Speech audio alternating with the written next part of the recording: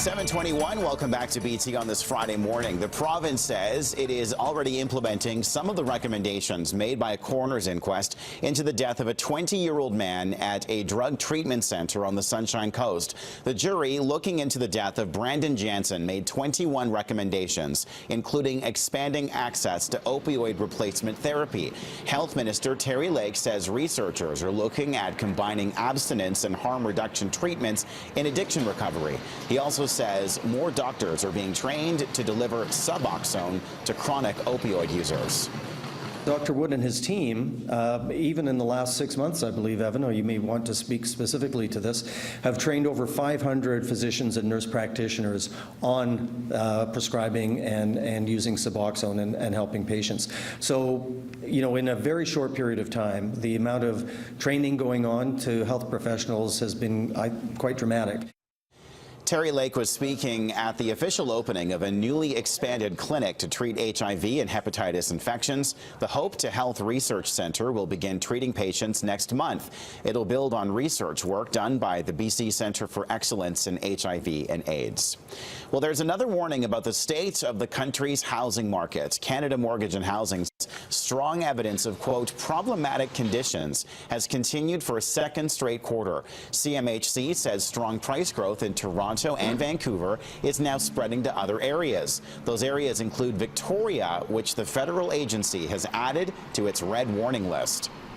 The imbalances in the housing market can resolve themselves in a number of ways.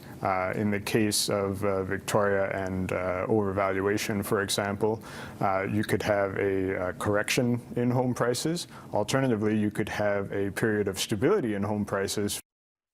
With a little more than 100 days until BC heads to the polls, the NDP is promising to protect forestry jobs if elected. New Democrat leader John Horgan is promising to curb the export of raw logs should his party form government in the May election. He claims 30,000 jobs have been lost since the Liberals took power in 2001. Horgan says only logs that cannot be used in BC should be exported. What I'm concerned about and what British Columbians are concerned about is that since 2001, 30,000 fewer people are working in our forest industry, yet every year raw log exports are going up.